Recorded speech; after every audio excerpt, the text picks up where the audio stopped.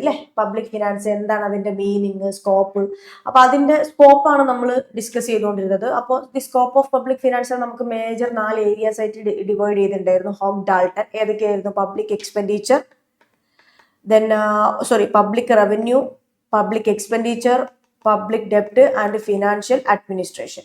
അപ്പൊ ഡാൾട്ടന്റെ ഈ ഒരു മെയിൻ ഏരിയാസ് അല്ലാതെ we can include one more important component of public finance, that is the economic stabilization. Public ഫിനാൻസിന്റെ മറ്റൊരു പ്രധാനപ്പെട്ട സാധ്യത അതല്ലെങ്കിൽ സ്കോപ്പാണ്, അതിന് നമുക്ക് ഇക്കണോമിക് സ്റ്റെബിലൈസേഷൻ യൂസ് ചെയ്യാമെന്ന് പറയുന്നത്. So the government tries to avoid major problems like inflation, unemployment and economic slowdown. അതായത് ഇക്കോണമിയിൽ ഉണ്ടാവുന്ന ഒരുപാട് ഇക്കണോമിക് പ്രോബ്ലംസ് ഉണ്ട്. നമ്മൾ നേരത്തെ പറഞ്ഞു, അതിൽ ഒന്നാമത്തെ പ്രധാനപ്പെട്ട പ്രശ്നമാണ് ഇൻഫ്ലേഷൻ. പ്രൈസ് ഭയങ്കരമായി കൂടി പോകുന്ന അവസ്ഥ.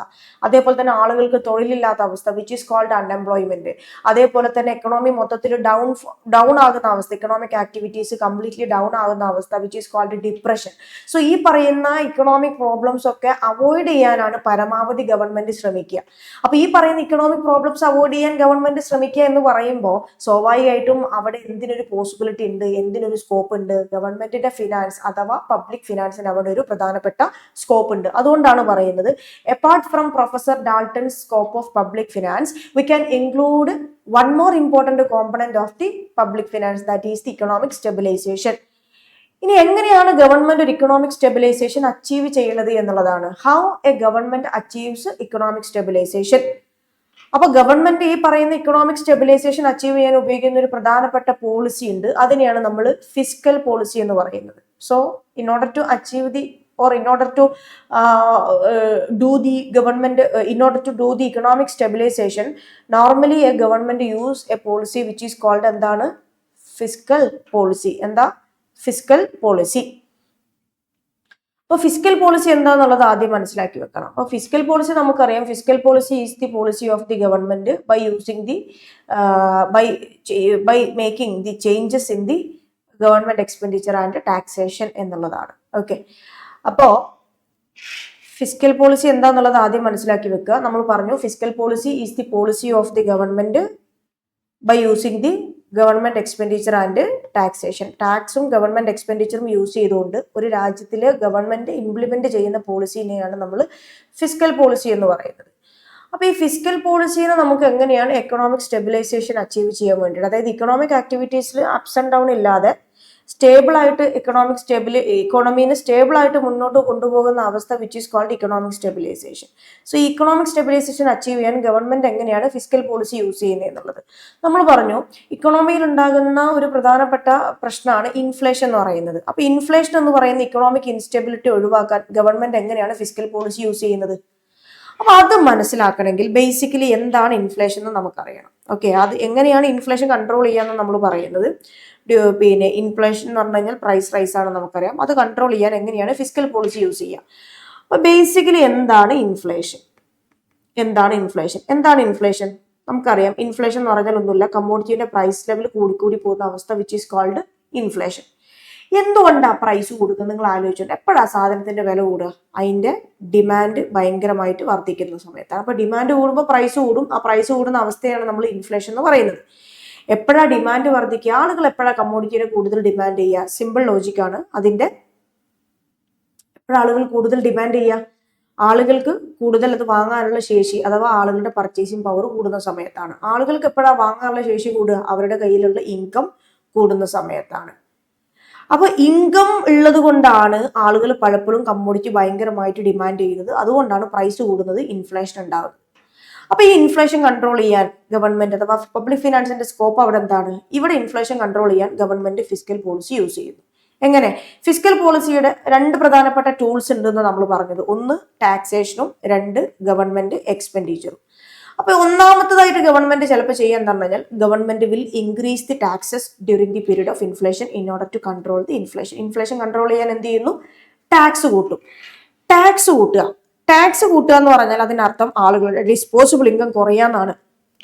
ഒരു ഉദാഹരണം പറഞ്ഞാല്, 1000 രൂപ ഇൻകം ഉള്ള ഒരാളെടുക്കുക. എത്ര? 1000 രൂപ ഇൻകം ഉള്ള ആൾക്ക്. ഇനിഷ്യലി അയാളുടെ ടാക്സ്, ഇൻകം ടാക്സ് എന്ന് പറഞ്ഞാൽ 10% എന്ന് പറഞ്ഞാൽ ഈ 1000ന്റെ 10%, 100 രൂപ ടാക്സ് ആയിട്ട് ഗവൺമെന്റിലേക്ക് കൊടുക്കണം. ബാക്കി അയാളുടെ കയ്യിൽ എത്രയുള്ളത്? 900 ഉള്ളത്. അത് ക്ലിയർ ആണല്ലോ. If economy is facing with a condition called inflation, ആ സമയത്ത് ഗവൺമെന്റ് ടാക്സ് അങ്ങ് കൂട്ടി 10% നിന്ന് 45% ആക്കി ടാക്സ് കൂട്ടി. അതിന്റെ അർത്ഥം തട 1000 റുപ്യ ഇൻകം ഉള്ള ആള് അതിന്റെ 45%, 450 രൂപ ഗവൺമെന്റിലേക്ക് കൊടുക്കണം. ബാക്കി അപ്പൊ അദ്ദേഹത്തിന്റെ കയ്യിൽ എത്ര ഉണ്ടാവുക? 550 രൂപ ഉണ്ടാവുക. എത്ര ഉണ്ടാവുക? 550. ഇനിഷ്യലി അദ്ദേഹത്തിന്റെ ഡിസ്പോസിബിൾ ഇൻകം എന്ന് പറഞ്ഞാൽ ഒന്നുമില്ല. Disposable income is equal to അദ്ദേഹത്തിന്റെ income minus tax, which is called അദ്ദേഹത്തിന്റെ ഡിസ്പോസിബിൾ ഇൻകം. ഇനിഷ്യലി ഇൻകത്തിൽ നിന്ന് ടാക്സ് ആയ 10% ടാക്സ് കുറച്ചപ്പോൾ 900 റുപ്യ ആയിരുന്നു ഡിസ്പോസിബിൾ ഇൻകം. ഇപ്പൊ എത്രയായി? 550 റുപ്യയായി. നിങ്ങൾ പറ, നിങ്ങളെ കയ്യിൽ 900 രൂപ സമയം ഉള്ള സമയത്താണോ നിങ്ങൾ കൂടുതൽ മന്തി കഴിക്കുക? 550 റുപ്യ ഉള്ള സമയത്താണോ നിങ്ങൾ കൂടുതൽ മന്തി കഴിക്കുക? അല്ലെങ്കിൽ നിങ്ങൾക്ക് ഇഷ്ടപ്പെട്ട കോഴി പൊരിച്ച ചിക്കന്റെ ബിരിയാണി, പൊരിച്ച ചിക്കൻ ബിരിയാണി നിങ്ങൾ കടയിൽ നിന്ന് വാങ്ങി കഴിക്കുക. നിങ്ങളടുത്ത് ഒരു 900 റുപ്യ ഉള്ള സമയത്താണോ നിങ്ങൾ കൂടുതൽ ബിരിയാണി കഴിക്കുക? 550 റുപ്യ ഉള്ള സമയത്താണോ നിങ്ങൾ കൂടുതൽ ബിരിയാണി കഴിക്കുക? ഡെഫിനറ്റ്ലി നിങ്ങൾ എന്താണ് 900 റുപ്യ ഉള്ള സമയത്താണ് കൂടുതൽ കഴിക്കുള്ളൂ. 550 റുപ്യ ആകുമ്പോൾ നമുക്ക് വാങ്ങാനുള്ള ശേഷി കുറയാണ്. അപ്പൊ അതാണ് പറഞ്ഞത്, ടാക്സ് ഇൻക്രീസ് ചെയ്യുന്ന സമയത്ത് ആളുകളുടെ ഡിസ്പോസിബിൾ ഇൻകം കുറയും. ഡിസ്പോസിബിൾ ഇൻകം കുറയാന്ന് പറഞ്ഞാൽ അതിന്റെ അർത്ഥം വാങ്ങാനുള്ള ശേഷി കുറയുക, പർച്ചേസിംഗ് പവർ കുറയാന്ന് അർത്ഥം. അങ്ങനെ വരുമ്പോൾ അവർ കമ്മോഡിറ്റി ഡിമാൻഡ് ചെയ്യുന്നത് കുറയ്ക്കും. ഡിമാൻഡ് കുറയുമ്പോൾ ഓട്ടോമാറ്റിക്കലി സാധനത്തിന് ഡിമാൻഡ് ഇല്ലെങ്കിൽ അതിന്റെ പ്രൈസ് എന്താവും? കുറയും. ഈ പ്രൈസ് കുറയുന്നതിനെയാണ് ഇൻഫ്ലേഷൻ കൺട്രോൾ ചെയ്യുക എന്ന് പറയും. ഞാൻ പറയുന്നത് മനസ്സിലായോ? അപ്പൊ ഈ ഇൻഫ്ലേഷൻ കൺട്രോൾ ചെയ്യുക ഏതിലൂടെയാണ് ഇവിടെ government? By using the fiscal policy. അപ്പൊ ഇൻഫ്ലേഷൻ കൺട്രോൾ ചെയ്യാനുള്ള ഒന്നാമത്തെ മാർഗം നമ്മൾ പറഞ്ഞു, ഇൻക്രീസിങ് ദി ടാക്സ്. ടാക്സ് കൂട്ടുമ്പോൾ അതിലൂടെ നമുക്ക് പൈസ കൂടുന്നത് അഥവാ ഇൻഫ്ലേഷൻ കൂടുന്നത് കൺട്രോൾ ചെയ്യാൻ വേണ്ടി പറ്റും. ഇനി ഇൻഫ്ലേഷൻ കൺട്രോൾ ചെയ്യാൻ ഗവൺമെന്റ് ഫിസ്ക്കൽ പോളിസി യൂസ് ചെയ്യുമ്പോൾ രണ്ടാമത് യൂസ് ചെയ്യുന്ന ഒരു മെത്തേഡാണ് by reducing the government expenditure എന്ന് പറയുന്നത്. ഗവൺമെന്റ് എക്സ്പെൻഡിച്ചർ കുറയ്ക്കുമ്പോൾ എങ്ങനെ ഇൻഫ്ലേഷൻ കൺട്രോൾ ചെയ്യാൻ പറ്റുക? ഞാൻ പറഞ്ഞുതരാം. ഗവൺമെന്റ് എക്സ്പെൻഡിച്ചർ കുറയാന്ന് പറഞ്ഞു കഴിഞ്ഞാൽ ഇക്കോണമിയിൽ ഗവൺമെന്റിന്റെ സ്പെൻഡിങ് കുറയാന്ന് അർത്ഥം. അങ്ങനെ വരുന്ന സമയത്ത് ഇക്കണോമിക് ആക്ടിവിറ്റീസ് കുറയും. കാരണം ഇക്കോണമിയിൽ ഗവൺമെന്റ് പല സ്ഥലത്തിലേക്കും കൊടുത്തുകൊണ്ടിരുന്ന പൈസ സ്പെൻഡ് ചെയ്യുന്നത് കുറച്ചു വരും. അപ്പോൾ ഈ ഗവൺമെന്റ് എക്സ്പെൻഡിച്ചർ കുറയുന്ന സമയത്ത് ആളുകളുടെ ഇൻകം കുറയും. അങ്ങനെ വരുന്ന സമയത്ത്, അതായത് ഗവൺമെന്റ് എക്സ്പെൻഡിച്ചർ കുറയുമ്പോൾ ഇക്കോണമിയിൽ പൈസ ഉണ്ടാവില്ല, എക്കണോമിക് ആക്ടിവിറ്റീസ് ഉണ്ടാവില്ല, ആളുകൾക്ക് മതിയായ ജോലി ഉണ്ടാവില്ല, ജോലി ഇല്ലാത്ത സമയത്ത് അവർക്ക് വേജ് ഉണ്ടാവില്ല, അവരുടെ ഇൻകം ഉണ്ടാവില്ല. അപ്പൊ ഇൻകം കുറയുമ്പോൾ, വരുമാനം കുറയുമ്പോൾ ആളുകളുടെ പർച്ചേസിംഗ് പവർ കുറയും. അപ്പൊ അവർ ഡിമാൻഡ് ചെയ്യുന്നത് കുറയും. ഡിമാൻഡ് കുറയുമ്പോൾ കമ്മോഡിറ്റിന്റെ പ്രൈസ് കുറയും. ഇതിനെയാണ് നമ്മൾ ഇൻഫ്ലേഷൻ കൺട്രോൾ ആക്കുക എന്ന് പറയുന്നത്. മനസ്സിലായോ? അപ്പൊ ഇവിടെ ഇൻഫ്ലേഷൻ കൺട്രോൾ ചെയ്യാൻ ഇവിടെ എന്താ യൂസ് ചെയ്തത്? Government is using there fiscal policy. അപ്പൊ ഫിസ്ക്കൽ പോളിസി യൂസ് ചെയ്യുന്നത് ഇക്കോണമിയിൽ ഉണ്ടാകുന്ന ഇത്തരത്തിലുള്ള ഇക്കണോമിക് ഇൻസ്റ്റെബിലിറ്റി മെയിൻറ്റെയിൻ ചെയ്യാൻ വേണ്ടിയിട്ടാണ്. അപ്പോൾ ഇൻഫ്ലേഷന്റെ സമയത്ത് അത് കൺട്രോൾ ചെയ്യാൻ വേണ്ടിയിട്ട് എങ്ങനെയാണ് ഗവൺമെന്റ് ഫിസ്ക്കൽ പോളിസി യൂസ് ചെയ്യുന്നത്? ഒന്നുകിൽ ടാക്സ് കൂട്ടിയിട്ടോ അല്ലെങ്കിൽ ഗവൺമെന്റ് സ്പെൻഡിങ് കുറച്ചിട്ടോ. സോ അൾട്ടിമേറ്റ്ലി ഈ ടാക്സ് കൂട്ടുമ്പോഴോ ഗവൺമെന്റ് എക്സ്പെൻഡിച്ചർ കുറയ്ക്കുമ്പോഴോ ഡിമാൻഡ് കുറയുന്നു, അതുവഴി പ്രൈസ് കുറയുന്നു, ഇൻഫ്ലേഷൻ കൺട്രോൾ ആവുന്നു. നേരെ മറിച്ച് if an economy is facing with a condition called if an economy is facing with a condition called depression or recession, ഇക്കോണമിയിൽ റിസഷൻ ആണ്, സ്ലോ അല്ലെങ്കിൽ വളരെ മോശപ്പെട്ട economic activity completely fall down ചെയ്തൊരു കണ്ടീഷനാണ്. ഇപ്പൊ ഡിപ്രഷൻ ആണ്, ഡീഫ്ലേഷൻ ആണ്. അപ്പൊ ഈ ഡിപ്രഷൻ എന്ന് പറഞ്ഞാൽ നമ്മൾ അതിന്റെ മറ്റൊരു ഇത് പറഞ്ഞു, ഡീഫ്ലേഷൻ ആണ്. ഈ ഡീഫ്ലേഷൻ എന്ന് പറഞ്ഞാൽ എന്താണ്? പ്രൈസ് കുറയുന്ന അവസ്ഥയാണ്. എന്തുകൊണ്ട് ആളുകൾ പ്രൈസ് കുറയുന്നത്? അതിനുള്ള ഡിമാൻഡ് കുറയുന്നുണ്ട്. എപ്പോഴാണ് ഡിമാൻഡ് കുറയുക? ഡിമാൻഡ് കുറയുന്ന എപ്പോഴെന്ന് വെച്ച് കഴിഞ്ഞാൽ അതിന്റെ വാങ്ങാനുള്ള ശേഷി ആൾക്കാർക്ക് ഇല്ലാണ്ടാവുന്ന സമയത്താണ് ആളുകൾ കമ്മോഡിറ്റി ഡിമാൻഡ് ചെയ്യുന്ന കുറയ്ക്കുക, അഥവാ പർച്ചേസിംഗ് പവർ കുറയുമ്പോൾ. പർച്ചേസിംഗ് പവർ എപ്പോഴാണ് കുറയുക? ആളുകളുടെ ഇൻകം കുറയുന്ന സമയത്താണ്. സോ ഇക്കോണമി റിസഷനിലായിരിക്കുന്ന സമയത്ത് ബേസിക്കലി ആളുകളുടെ ഇൻകം കുറവായിരിക്കും. അത് കാരണം കമ്മോഡിറ്റിന്റെ പ്രൈസ് കുറവായിരിക്കും. Economy is facing with a condition called deflation. അപ്പൊ ആ ഡിപ്രഷൻ അല്ലെങ്കിൽ റിസഷൻ അല്ലെങ്കിൽ ഡീഫ്ലേഷൻ എന്ന് പറയുന്ന അവസ്ഥ ഒഴിവാക്കണമെങ്കിൽ ബേസിക്കലി നമുക്ക് ആളുകളിൽ വരുന്ന ഇൻകം ഇൻക്രീസ് ചെയ്യിക്കണം. അതിന് രണ്ട് മാർഗം ഗവൺമെന്റിന്റെ ഫിസ്ക്കൽ പോളിസി ഉപയോഗിച്ചുകൊണ്ട് ചെയ്യാം. ഒന്നുകിൽ ഫിസ്ക്കൽ പോളിസി ഉപയോഗിച്ചുകൊണ്ട് government can reduce the tax. നേരത്തെ 45% ആയിരുന്നു ടാക്സ്, ഇപ്പൊ 5% ആക്കി ടാക്സ് കുറച്ചു. അപ്പൊ 1000 രൂപ ഇൻകം ഉള്ള ആൾ അതിന്റെ 5% ടാക്സ് കൊടുത്താൽ മതി എന്ന് പറയുമ്പോൾ വെറും 50 റുപ്യ ഗവൺമെന്റിലേക്ക് കൊടുത്താൽ മതി. ബാക്കി 950 കോടി രൂപ അദ്ദേഹത്തിന്റെ കയ്യിൽ വരും. ദാറ്റ് മീൻസ് പണ്ട് 550 റുപ്യ ആയിരുന്നു ഉണ്ടായിരുന്നത്, ഇപ്പൊ 950 രൂപ ഉണ്ട്. സ്വാഭാവികമായിട്ടും ഇൻകം വർദ്ധിച്ചു, അവരുടെ പർച്ചേസിംഗ് പവർ വർദ്ധിച്ചു എന്നർത്ഥം. So they will demand more. Demand കൂടുമ്പോൾ പ്രൈസ് കൂടും, കൂടുതൽ പ്രൊഡക്ഷൻ നടക്കും. അപ്പോൾ പ്രൈസ് കൂടുക എന്ന് പറഞ്ഞു കഴിഞ്ഞാൽ ഡീഫ്ലേഷൻ കൺട്രോൾ ചെയ്യാന്നർത്ഥം. അതിലൂടെ നമുക്ക് പ്രൈസ് കൂടുമ്പോൾ ഫേമിന് പ്രോഫിറ്റ് വരും. അങ്ങനെ വരുമ്പോൾ കൂടുതൽ പ്രൊഡക്ഷൻ നടക്കും. ഇക്കോണമി റിസഷൻ അഥവാ ഡിപ്രഷനിൽ നിന്ന് ഒഴിവാക്കും. അപ്പൊ ഇങ്ങനെയാണ് ഫിസിക്കൽ പോളിസിയുടെ ടൂൾ ആയിട്ടുള്ള ഈ പറയുന്ന ടാക്സ് നമ്മൾ ഡ്യൂറിംഗ് ദി പീരീഡ് ഓഫ് റിസഷനിൽ നമ്മൾ ടാക്സ് എങ്ങനെ യൂസ് ചെയ്യുക? ബൈ റെഡ്യൂസിങ് ദി ടാക്സ് ആണ്. അല്ലെങ്കിൽ ഈ റിസഷൻ നമുക്ക് ഒഴിവാക്കാൻ പറ്റും by increasing the government expenditure. Okay, by increasing the government expenditure. അതായത് ഗവൺമെന്റ് എക്സ്പെൻഡിച്ചർ കൂടുമ്പോൾ ഇക്കോണമിയിൽ എക്കണോമിക് ആക്ടിവിറ്റീസ് ബൂസ്റ്റ് ചെയ്യപ്പെടും. ആളുകളുടെ കയ്യിലേക്ക് കൂടുതൽ ഇൻകം വരും. അവരുടെ പർച്ചേസിംഗ് പവർ കൂടും, ഡിമാൻഡ് കൂടും, പ്രൈസ് കൂടും, ഡീഫ്ലേഷൻ കൺട്രോൾ ചെയ്യാൻ പറ്റും. സോ ഇങ്ങനെ മാറി മാറി വരുന്ന ഈ ഇക്കണോമിക് ഇൻസ്റ്റെബിലിറ്റീസ് ഉണ്ട്. ഇൻഫ്ലേഷൻ അഥവാ ഡിപ്രഷൻ, റിസഷൻ എന്നൊക്കെ പറയുന്നത് ഇത്തരത്തിലുള്ള ഇക്കണോമിക് ഇൻസ്റ്റെബിലിറ്റി സ്റ്റെബിലൈസ് ചെയ്യുക എന്നുള്ളതാണ് ഗവൺമെന്റിന്റെ മറ്റൊരു പ്രധാനപ്പെട്ട ലക്ഷ്യം. അപ്പോൾ ഇതും പബ്ലിക് ഫിനാൻസിന്റെ ഒരു പ്രധാനപ്പെട്ട ഒരു സ്കോപ്പായിട്ട് നമുക്ക് പറയാൻ വേണ്ടി പറ്റും. So normally government tries to avoid these kind of major economic problems. അവിടെയും ഈ പബ്ലിക് ഫിനാൻസിന് നല്ലൊരു സാധ്യത ഉണ്ട് എന്നുള്ളത് ആലോചിച്ച് വെക്കുക. സോ അത്രയാണ് പബ്ലിക് ഫിനാൻസുമായിട്ട് ബന്ധപ്പെട്ട് നമുക്ക് പറയാനുള്ളത്. ഇനി നമുക്ക് ഡിസ്കസ് ചെയ്യാനുള്ളത് പ്രൈവറ്റ് ഫിനാൻസ് ആണ്. ഓക്കെ, പ്രൈവറ്റ് ഫിനാൻസ് എന്താണ്? പ്രൈവറ്റ് ഫിനാൻസ്, പബ്ലിക് ഫിനാൻസ് എന്ന് പറഞ്ഞാൽ അത് പബ്ലിക്കുമായിട്ട് ബന്ധപ്പെട്ടതാണ്, അഥവാ ആ രാജ്യത്തിലെ ഗവൺമെന്റുമായി ബന്ധപ്പെട്ട കാര്യങ്ങളാണ് പബ്ലിക് ഫിനാൻസ്. അങ്ങനെയാണെങ്കിൽ പ്രൈവറ്റ് ഫിനാൻസ് എന്തായിരിക്കും? നമ്മൾ പബ്ലിക് ഫിനാൻസ് എന്ന് പറഞ്ഞാൽ എന്താ നമ്മൾ പറഞ്ഞത്? Income and expenditure activities of the ഗവൺമെന്റിനെയാണ് നമ്മൾ പബ്ലിക് ഫിനാൻസ് എന്ന് പറഞ്ഞത്, അല്ലേ? അപ്പൊ എന്തായിരിക്കും പ്രൈവറ്റ് ഫിനാൻസ്? പ്രൈവറ്റ് ഫിനാൻസ് എന്ന് പറഞ്ഞാൽ എത്രയേ ഉള്ളൂ, ഒരു പ്രൈവറ്റ് ഇൻഡിവിജ്വൽസിന്റെയും ഫാമിലീസിന്റെയും പ്രൈവറ്റ് കമ്പനീസിന്റെയും ഒക്കെ ഇൻകം ആൻഡ് എക്സ്പെൻഡിച്ചർ ആക്ടിവിറ്റിനെ കുറിച്ച് പഠിക്കുന്ന ഒരു ഏരിയ ഓഫ് സ്റ്റഡിയാണ് private finance. So private finance refers to the income and expenditure activities of the individuals, families and private organizations or companies. Private കമ്പനീസിന്റെ ഇൻകം എത്രയാണ്? പ്രൈവറ്റ് കമ്പനീസിന്റെ ഒരു വർഷത്തെ ടേൺ ഓവർ എത്രയാണ്? പ്രൈവറ്റ് കമ്പനീസിന്റെ ഒരു വർഷത്തെ എക്സ്പെൻഡിച്ചർ എത്രയാണ്? അല്ലെങ്കിൽ ഞാൻ എന്ന് പറയുന്ന ഇൻഡിവിജ്വലിന്റെ എൻ്റെ പേഴ്സണൽ എക്സ്പെൻഡിച്ചർ എത്രയാണ് ഒരു മാസത്തിലെ എനിക്ക് കിട്ടുന്ന റവന്യൂ എത്രയാണ്? അതൊക്കെ പ്രൈവറ്റ് ആണ് അല്ലെ, പേഴ്സണൽ ആണ് അല്ലെ. സോ ഇത്തരത്തിലുള്ള പ്രൈവറ്റ് ഇൻഡിവിജ്വൽസിന്റെ, പ്രൈവറ്റ് ഫാമിലീസിന്റെ, പ്രൈവറ്റ് കമ്പനീസിന്റെ ഒക്കെ ഇൻകം ആൻഡ് എക്സ്പെൻഡിച്ചർ ആക്ടിവിറ്റിനെ കുറിച്ച് പഠിക്കുമ്പോൾ അതിനെയാണ് നമ്മൾ പ്രൈവറ്റ് ഫിനാൻസ് എന്ന് പറയുക. ചിലപ്പോൾ നമ്മളുടെ എക്സാമിന് differentiate between public finance and distinguish between public finance and private finance എന്നൊക്കെ ചോദിക്കാം. അപ്പോൾ പബ്ലിക് ഫിനാൻസ് എന്ന് പറഞ്ഞാൽ ഇത്രയേ ഉള്ളൂ, income and it studies about the income and expenditure activities of the government. Meanwhile private finance studies the income and expenditure activities of the private individuals, families or the private companies or organisations എന്നുള്ളത് എഴുതി വെക്കുക. So എന്താണ് private finance എന്ന് പറഞ്ഞ് മനസ്സിലായല്ലോ. Private ഇൻഡിവിജ്വൽസിന്റെയോ private ഫാമിലീസിന്റെയോ അല്ലെങ്കിൽ what we can say private കമ്പനീസിന്റെ ഒക്കെ ഇൻകം ആൻഡ് എക്സ്പെൻഡിച്ചർ ആക്ടിവിറ്റിനെ കുറിച്ച് പഠിക്കുന്ന ഒരു ഏരിയയാണ് പ്രൈവറ്റ് ഫിനാൻസ് എന്ന് പറയുന്നത്. So private finance is the study of how individual, ഇതിൽ എന്താ പഠിക്കുന്നത് പ്രൈവറ്റ് ഫിനാൻസിൽ? എങ്ങനെയാണ് ഇൻഡിവിജ്വൽസ് അല്ലെങ്കിൽ പ്രൈവറ്റ് ഇൻഡിവിജ്വൽസും പ്രൈവറ്റ് കമ്പനീസും ഒക്കെ പൈസ ഏൺ ചെയ്യുന്നത്, ഈ ഏൺ ചെയ്ത പൈസ പ്രൈവറ്റ് ഇൻഡിവിജ്വൽസ് ഒക്കെ എങ്ങനെയാണ് സ്പെൻഡ് ചെയ്യുന്നത്, അവരത് എങ്ങനെയാണ് സേവ് ചെയ്യുന്നത്, അവരിലേക്ക് വരുന്ന പൈസ ഈ പ്രൈവറ്റ് ഇൻഡിവിജ്വൽസും കമ്പനീസും ഒക്കെ എങ്ങനെയാണ് അത്തരത്തിലുള്ള പൈസ മാനേജ് ചെയ്യുന്നത്.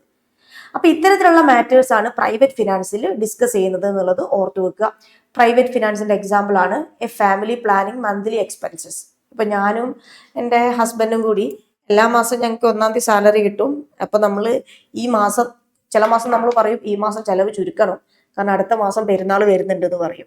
അല്ലെങ്കിൽ ചില മാസം നമ്മൾ പറയും ഈ മാസം നമുക്ക് കുറച്ച് ചിലവുകൾ വരും കാരണം ഈ മാസം കല്യാണം കളവണൊക്കെ വരുന്നുണ്ട്, അപ്പം അതിനനുസരിച്ച് വേറൊരു ബജറ്റ് നമ്മൾ പ്ലാൻ ചെയ്യണം എന്ന് പറയും. സോ ഇങ്ങനെ ഒരു ഫാമിലി അവരുടെ മന്ത്ലി എക്സ്പെൻസസ് എന്ന് പറഞ്ഞാൽ, ഇപ്പം മന്ത്ലി എക്സ്പെൻസസ് എന്ന് പറഞ്ഞാൽ എന്താണ്, ഒരു മാസത്തിൽ ചിലപ്പോൾ നമുക്ക് ഹൗസ് റെന്റ് കൊടുക്കാനുണ്ടാവും, അതൊരു എക്സ്പെൻസ് ആണ്.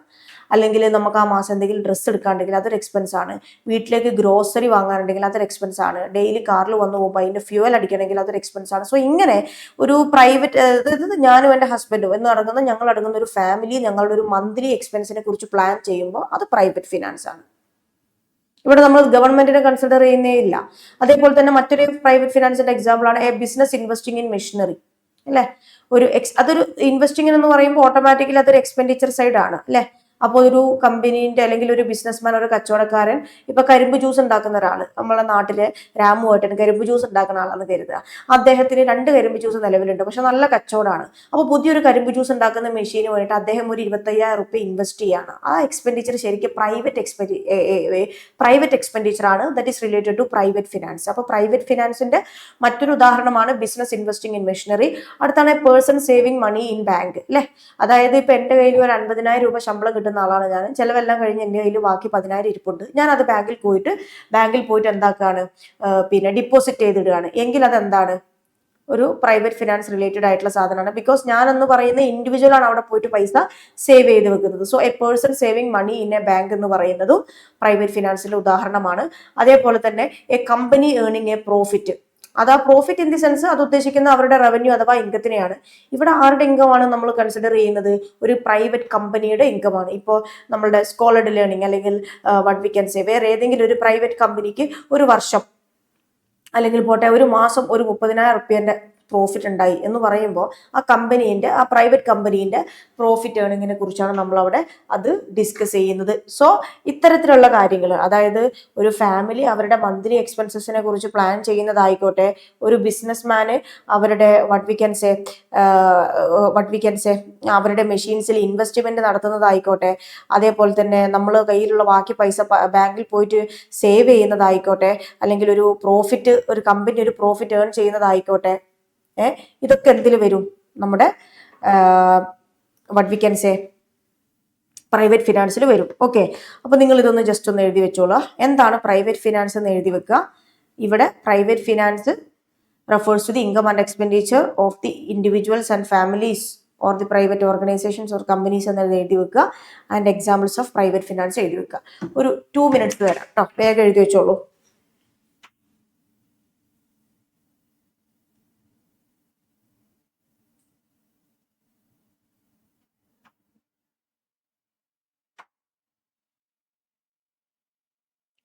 വേഗം എഴുതിട്ടോ, 2 minute തരാം. അടിവരട്ട സാധനങ്ങൾ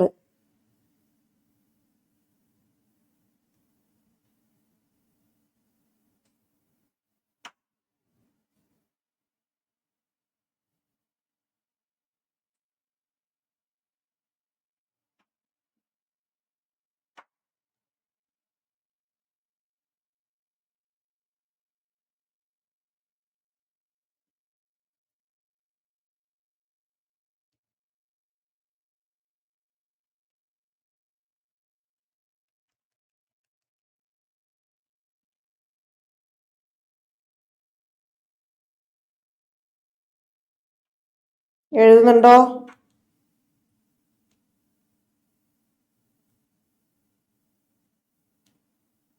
ഞാൻ നിങ്ങളോട് ആദ്യമേ പറഞ്ഞിരുന്നു ഒരു നോട്ട്ബുക്ക് എടുത്തു വെക്കണം, നമുക്ക് ലെക്ചർ നോട്ട് എഴുതണം എന്നുള്ളതൊക്കെ കേട്ടോ.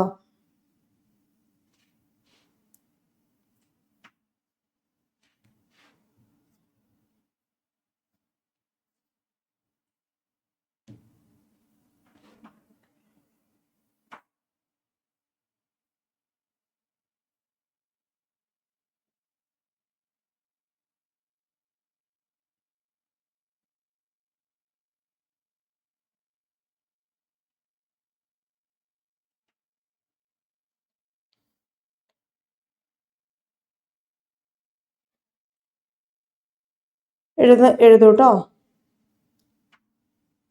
1 minute കൂടി തരാം.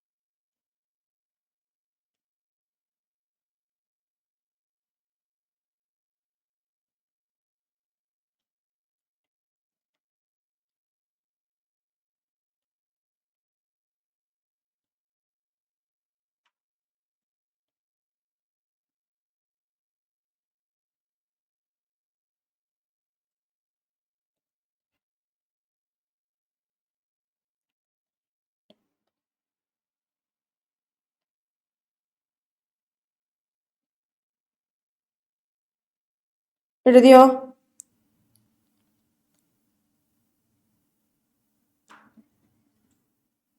ഓക്കെ.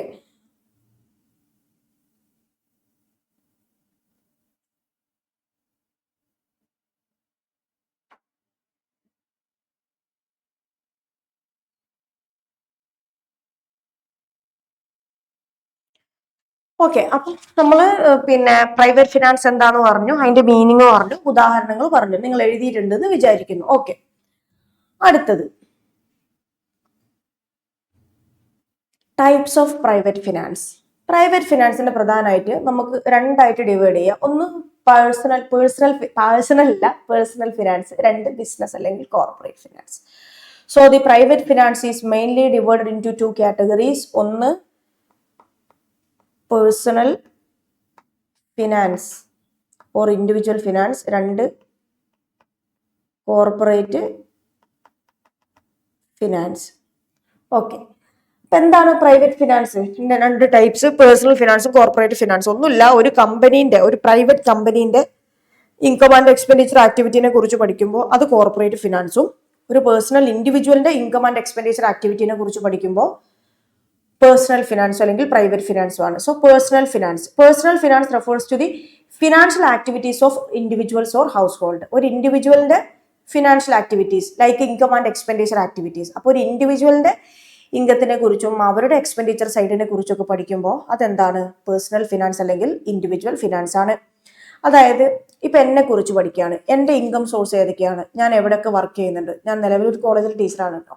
അപ്പോൾ ആ കോളേജിൽ നിന്ന് വർക്ക് ചെയ്യുമ്പോൾ അവിടെ നിന്ന് എത്ര രൂപ കിട്ടുന്നുണ്ട്, സ്കോളർഡ് ലേണിംഗ് സൊല്യൂഷനിൽ നിന്ന് എത്ര രൂപ കിട്ടുന്നുണ്ട്, വേറെ എവിടെയെങ്കിലും ട്യൂഷൻ എടുക്കുന്നുണ്ടോ, ഉണ്ടെങ്കിൽ അവിടെ നിന്ന് കിട്ടുന്ന income.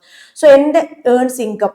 So it deals with how A person, എങ്ങനെയാണ് ഞാൻ ഇൻകം ഉണ്ടാക്കുന്നത്, ഇനി കിട്ടിയ ഇൻകം ഞാൻ എന്തിനു വേണ്ടിയിട്ടൊക്കെയാണ് സ്പെൻഡ് ചെയ്യുന്നത്. ഓക്കെ, അതായത് ഞാൻ കാർ വാങ്ങാൻ വേണ്ടിയിട്ടാണോ സ്പെൻഡ് ചെയ്യുന്നത്, അല്ലെങ്കിൽ സ്കൂട്ടർ വാങ്ങാനാണോ, അല്ലെങ്കിൽ വീട്ടിൽ എന്തെങ്കിലും മെഡിക്കൽ എമർജൻസി ഉണ്ടെങ്കിൽ അതിന് വേണ്ടിയിട്ടാണോ, അല്ലെങ്കിൽ ഡ്രസ്സ് വാങ്ങാനാണോ, അല്ലെങ്കിൽ ലോകം കറങ്ങാനാണോ, അപ്പൊ എന്തൊക്കെ കാര്യങ്ങൾക്ക് വേണ്ടിയിട്ടാണ് ഞാൻ സ്പെൻഡ് ചെയ്യുന്നത്. That is how I am spending my money. Then how the person saves for future. ഇനി കിട്ടുന്ന ഇൻകത്തിൽ നിന്ന് അദ്ദേഹം എന്തെങ്കിലുമൊക്കെ വാങ്ങാൻ വേണ്ടി ഉപയോഗിക്കുന്നുണ്ടോ, അത് കഴിച്ച് ബാക്കി എന്തെങ്കിലും അദ്ദേഹം ഫ്യൂച്ചറിന് വേണ്ടി സേവ് ചെയ്യുന്നുണ്ടോ, ഭാവിയിൽ ഒരു വീട് ഉണ്ടാക്കാൻ വേണ്ടിയിട്ട്, അല്ലെങ്കിൽ മക്കളുടെ എഡ്യൂക്കേഷന് വേണ്ടിയിട്ട് എന്തെങ്കിലും പൈസ ബാങ്കിൽ പോയിട്ട് ഡിപ്പോസിറ്റ് ചെയ്ത് സേവ് ചെയ്ത് വെക്കുന്നുണ്ടോ, അല്ലെങ്കിൽ ഈ സേവ് ചെയ്ത പൈസ മറ്റേതെങ്കിലും കാര്യത്തിന് ഇൻവെസ്റ്റ്മെന്റ് നടത്തുന്നുണ്ടോ. സോ ഇങ്ങനെ ഒരു പേഴ്സൺ എങ്ങനെയാണ് പൈസ ഏൺ ചെയ്യുന്നത്, എങ്ങനെയാണ് ഏൺ ചെയ്ത പൈസ സ്പെൻഡ് ചെയ്ത് ബാക്കിയുള്ളത് എങ്ങനെയൊക്കെയാണ് അദ്ദേഹം സേവ് ചെയ്ത് വെക്കുന്നത്, അത് പിന്നീട് എങ്ങനെയാണ് ഇൻവെസ്റ്റ് ചെയ്യുന്നത്. സോ ഇത്തരത്തിലുള്ള ഒരു പർട്ടിക്കുലർ ഇൻഡിവിജ്വലിന്റെ ഫിനാൻഷ്യൽ എക്സ്പെൻഡിച്ചർ ആൻഡ് ഇൻകത്തിനെ കുറിച്ച് പഠിക്കുമ്പോൾ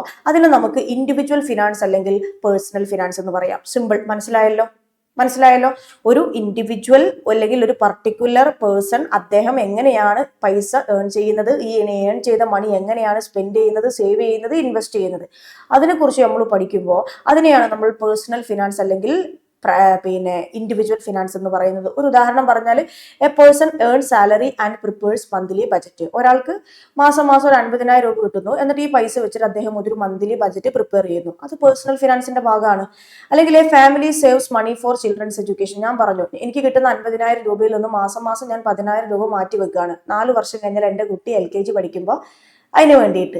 അതേപോലെ an individual invest in fixed deposit. So ഇത്തരത്തിലുള്ള ഒരു ഇൻഡിവിജ്വലിന്റെ ഇൻകം ആൻഡ് എക്സ്പെൻഡിച്ചർ ആക്ടിവിറ്റിനെ കുറിച്ച് പഠിക്കുമ്പോൾ which is called personal finance. Okay, അടുത്തതാണ് നമ്മൾ പറഞ്ഞ കോർപ്പറേറ്റ് ഫിനാൻസ് അല്ലെങ്കിൽ ബിസിനസ് ഫിനാൻസ്.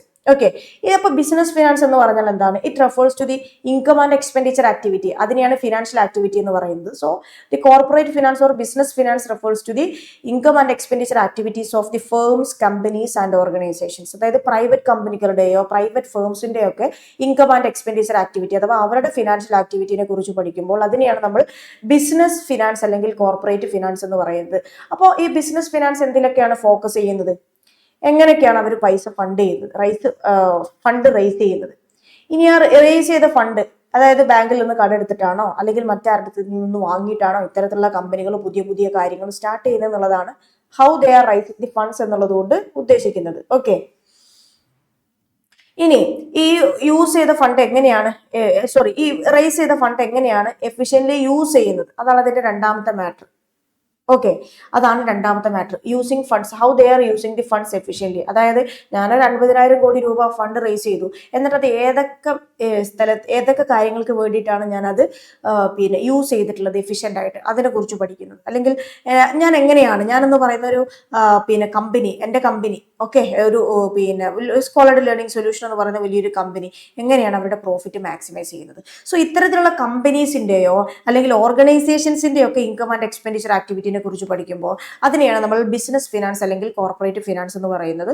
ഉദാഹരണമാണ് a company taking a loan to start a factory, അല്ലെങ്കിൽ a firm investing in a new technology, or a business expanding his production. അതായത് എനിക്കിപ്പോൾ ഒരു ബർഗറിൻ്റെ ഒരു കട ഉണ്ട്, അതിൻ്റെ ഒരു പുതിയ ഔട്ട്ലെറ്റ് ഞാൻ തിരുവനന്തപുരത്ത് ഇടുകയാണ്. That I M expanding my production units അല്ലേ. സോ ഇത്തരത്തിലുള്ള ഒരു ബിസിനസ്മാനെ കുറിച്ചോ ഒരു കമ്പനിയെ കുറിച്ചോ അവരുടെ ഇൻകം ആൻഡ് എക്സ്പെൻഡിച്ചർ ആക്ടിവിറ്റിനെ കുറിച്ച് പഠിക്കുന്നതിനെയാണ് ബിസിനസ് ഫിനാൻസ് എന്ന് പറയുന്നത്. അപ്പോൾ നമ്മളൊന്നും പറഞ്ഞിട്ടില്ല എന്താണ് പ്രൈവറ്റ് ഫിനാൻസ് എന്ന് പറഞ്ഞു. അഥവാ പ്രൈവറ്റ് ഇൻഡിവിജ്വൽസിൻ്റെയോ പ്രൈവറ്റ് കോർപ്പറേഷൻസിൻ്റെയോ കമ്പനീസിൻ്റെയോ ഒക്കെ ഇൻകം ആൻഡ് എക്സ്പെൻഡിച്ചർ ആക്ടിവിറ്റിനെ കുറിച്ച് പഠിക്കുന്ന ഒരു പഠനശാഖയാണ് പ്രൈവറ്റ് ഫിനാൻസ് എന്ന് നമ്മൾ പറഞ്ഞു.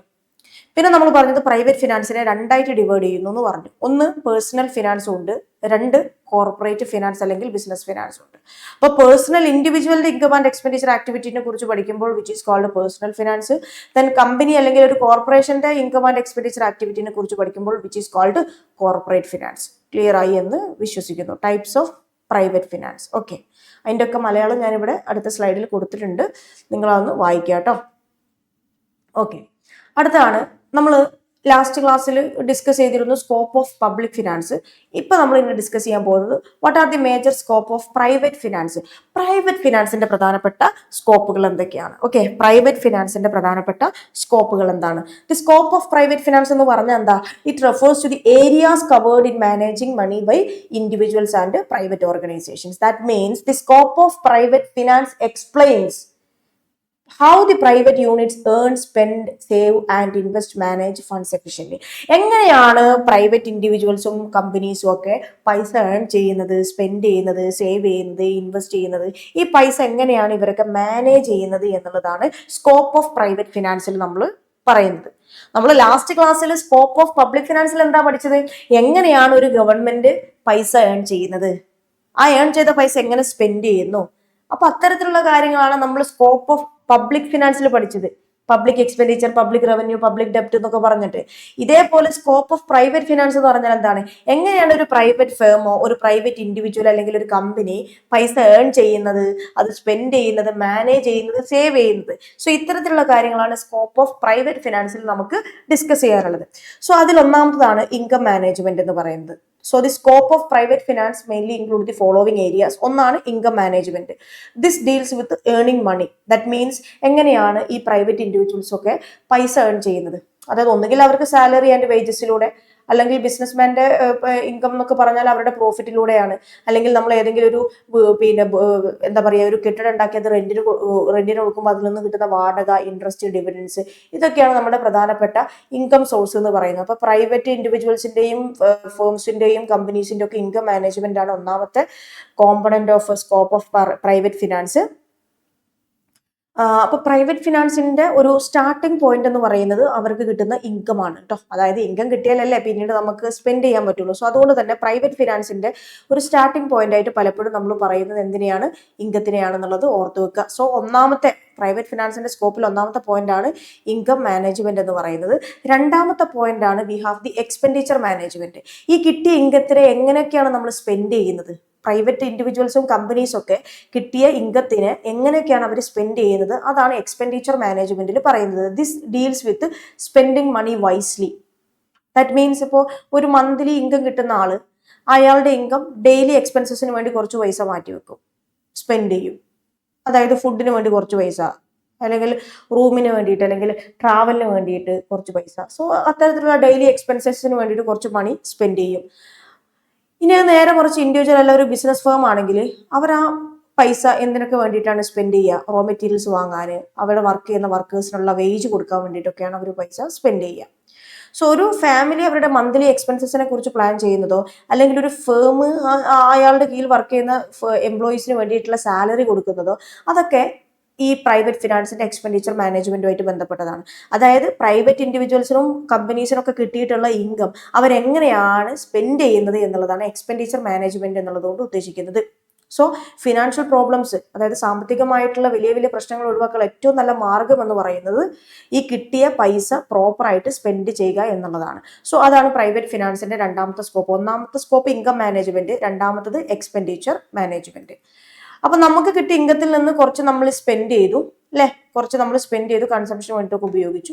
ബാക്കി അടുത്തൊരു കോമ്പണന്റ് ഓഫ് പ്രൈവറ്റ് ഫിനാൻസ് ആണ് സേവിങ് എന്ന് പറയുന്നത്. സേവിങ് എന്ന് പറഞ്ഞാൽ എന്താണ്? Keeping the part of income for future use. ഒന്നുമില്ല, ഒരാൾക്ക് 1000 രൂപ കിട്ടി, അതിൽ അയാൾ 600 രൂപ കൺസംഷന് വേണ്ടി ഉപയോഗിച്ചു, ബാക്കി എത്ര രൂപ ഉണ്ട്? 400 രൂപ. അത് അദ്ദേഹം ഫ്യൂച്ചർ യൂസിന് വേണ്ടി മാറ്റി വെക്കുകയാണ് എങ്കിൽ അതിനെ നമ്മൾ വിളിക്കുന്ന പേര് സിംപ്ലി എന്താണ്? Saving. So saving means keeping part of income for future use. ഭാവിയിൽ എന്തെങ്കിലുമൊക്കെ ഒരു ആവശ്യങ്ങളൊക്കെ വരുമ്പോൾ എടുത്ത് ഉപയോഗിക്കാൻ വേണ്ടി നമ്മളുടെ ഇൻകത്തിൽ നിന്ന് കൺസംഷൻ കഴിച്ച് നമ്മൾ കുറച്ച് പൈസ മാറ്റി വെക്കും. അതിനെയാണ് എക്കണോമിക്സിൽ എന്തെന്ന് പറയുന്നത്? സേവിങ് എന്ന് പറയുന്നത്. ഇനി ഫോംസ് ഓഫ് സേവിങ്, ഏതൊക്കെ രീതിയിൽ നമുക്ക് പൈസ മാറ്റി വെക്കാം ഫ്യൂച്ചറിലേക്ക് വേണ്ടിയിട്ട്? ഒന്നെങ്കിൽ ബാങ്കിൽ പോയിട്ട് ഒരു 10,000 റുപ്യ നമ്മുടെ കയ്യിലുണ്ടെങ്കിൽ അത് ബാങ്കിൽ കൊണ്ടുപോയിട്ട് ഡെപ്പോസിറ്റ് ചെയ്യുക, അല്ലെങ്കിൽ നമ്മളെ കയ്യിൽ ക്യാഷ് ആയിട്ട് തന്നെ നമുക്കത് സൂക്ഷിക്കുക, അല്ലെങ്കിൽ പോസ്റ്റ് ഓഫീസിൽ പോയിട്ട് സേവ് ചെയ്ത് വെക്കുക. സോ ഇങ്ങനെ ഫ്യൂച്ചർ യൂസിന് വേണ്ടിയിട്ട് നമ്മുടെ ഇൻകത്തിൽ നിന്ന് കുറച്ച് പൈസ നമ്മൾ ഭാവിയിലേക്ക് വേണ്ടി മാറ്റി വെക്കുകയാണെങ്കിൽ അതിനെയാണ് നമുക്ക് സേവിങ്സ് എന്ന് പറയാൻ പറ്റുന്നത്. ഒരു ഉദാഹരണം പറഞ്ഞു കഴിഞ്ഞാൽ, ഞാൻ എല്ലാ മാസവും 10,000 രൂപ എൻ്റെ ഇൻകത്തിൽ നിന്നും സേവ് ചെയ്ത് വെക്കുന്നു. എന്തിനു വേണ്ടിയിട്ട്? ഫ്യൂച്ചറിൽ എന്തെങ്കിലും ഒരു എമർജൻസി വരികയാണെങ്കിൽ എടുത്ത് ഉപയോഗിക്കാൻ വേണ്ടിയിട്ട്, അല്ലെങ്കിൽ എൻ്റെ മക്കൾ വലുതാവുമ്പോൾ അവരുടെ എഡ്യൂക്കേഷന് വേണ്ടിയിട്ട്. സോ ഇങ്ങനെ നമ്മുടെ ഇൻകത്തിൽ നിന്ന് ഫ്യൂച്ചറിലേക്ക് നമ്മൾ കുറച്ച് പൈസ മാറ്റി വെക്കുമ്പോൾ അതിനെയാണ് എക്കണോമിക്സിൽ സേവിങ്സ് എന്ന് പറയുന്നത്. പ്രൈവറ്റ് ഫിനാൻസിന്റെ സ്കോപ്പിന്റെ ഒരു പ്രധാനപ്പെട്ട ഒരു എലമെന്റ് ആണ് സേവിങ്സ് എന്ന് പറയുന്നത്. നമ്മളിപ്പോൾ എന്താ ഡിസ്കസ് ചെയ്തുകൊണ്ടിരിക്കുന്നത്? നിങ്ങൾ ഉറങ്ങുകയാണോ? അല്ല.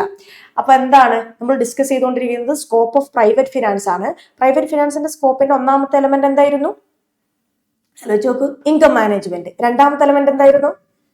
Very good, expenditure management. മൂന്നാമത്തെ എന്താടാ? ഇപ്പൊ നമ്മൾ പറഞ്ഞു സേവിങ്സ്. ഓക്കെ, ഇനി അടുത്തതാണ് പ്രൈവറ്റ് ഫിനാൻസിന്റെ അടുത്തൊരു സ്കോപ്പാണ് ഇൻവെസ്റ്റ്മെന്റ് എന്ന് പറയുന്നത്. ഇൻവെസ്റ്റ്മെന്റ് എന്ന് പറഞ്ഞാൽ എന്താണ്?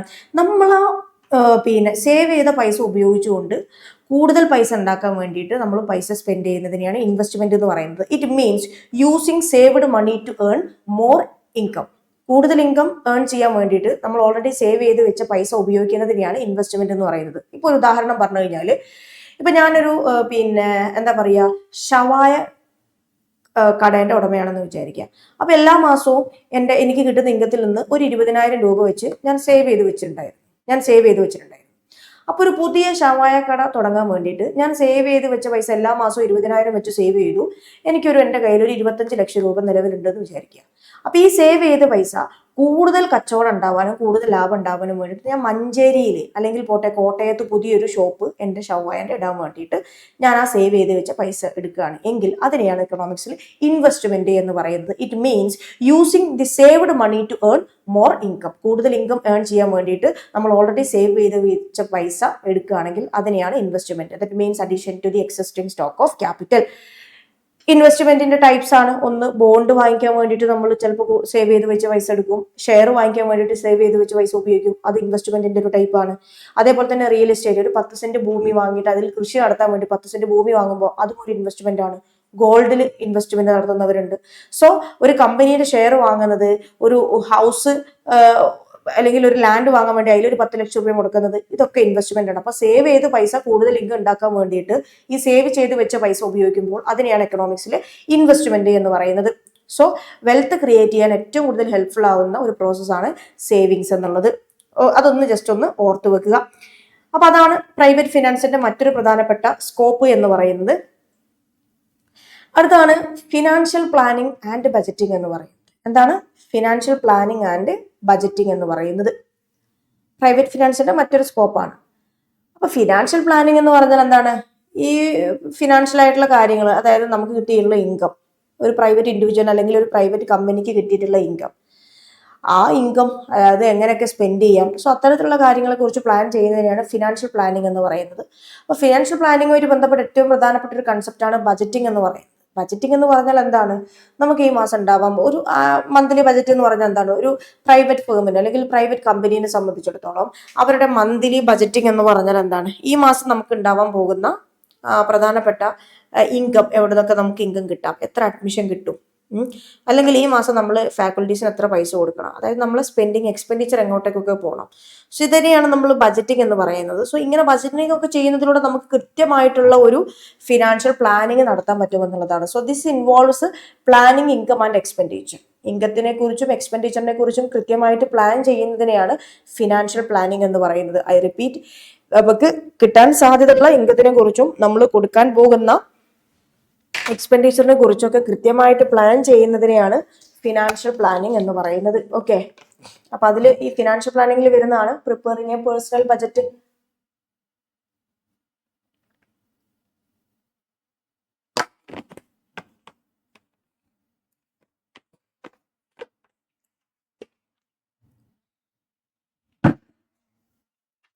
ഓക്കെ, ഒരു പേഴ്സണൽ ബഡ്ജറ്റ് പ്രിപ്പയർ ചെയ്യുന്നത് ഒരു ഫിനാൻഷ്യൽ പ്ലാനിങ്ങിന്റെ ഭാഗമാണ്. ഫിനാൻഷ്യൽ ഗോൾസ്, അതായത് 2 വർഷം കഴിയുമ്പോഴത്തേക്കും എനിക്കൊരു ബലോന കാർ വാങ്ങിക്കണം, അല്ലെങ്കിൽ 10 വർഷത്തിൻ്റെ ഉള്ളിൽ ഒരു വീട് കെട്ടണം, 15 വർഷം കൊണ്ട് എനിക്കൊരു സ്വിഫ്റ്റ് വാങ്ങണം, അല്ലെങ്കിൽ വോക്സ് വാഗൻ പോളോന്റെ ഒരു നല്ലൊരു കാർ വാങ്ങണം. അപ്പൊ ഇത്തരത്തിലുള്ള ഫിനാൻഷ്യൽ ഗോൾസ് സെറ്റ് ചെയ്യുക, ബജറ്റ് ഉണ്ടാക്കുക, അതൊക്കെ ഫിനാൻഷ്യൽ പ്ലാനിങ്ങിന്റെ ഭാഗമാണെന്നത് ഓർത്ത് വെക്കുക. So this financial planning helps in controlling expenses, ensure proper use of money. Okay, അപ്പൊ ഇങ്ങനെ ഒരു ഫിനാൻഷ്യൽ പ്ലാന് നമ്മൾ ഉണ്ടാക്കുന്ന സമയത്ത് നമുക്ക് നമ്മുടെ എക്സ്പെൻസസ് കൺട്രോൾ ചെയ്യാൻ പറ്റും. ഒരു പ്ലാനും ഇല്ലാതെ വെറുതെ നമ്മൾ പൈസ ചെലവായി കഴിഞ്ഞാൽ പൈസയാണ് ടെപ്പെന്ന് പറഞ്ഞ് തീർന്നു പോയില്ല. അപ്പൊ കൃത്യമായിട്ടുള്ള ഫിനാൻഷ്യൽ പ്ലാനിങ് ഉണ്ടെങ്കിൽ നമുക്ക് എന്ത് ചെയ്യാൻ പറ്റും, നമ്മളെ എക്സ്പെൻസസ് കൺട്രോൾ ചെയ്യാൻ പറ്റും. അതിലൂടെ തന്നെ നമ്മുടെ കയ്യിലുള്ള പൈസയുടെ ഒരു പ്രോപ്പർ യൂസേജും എൻഷുർ ചെയ്യാൻ പറ്റും എന്നുള്ളതാണ്.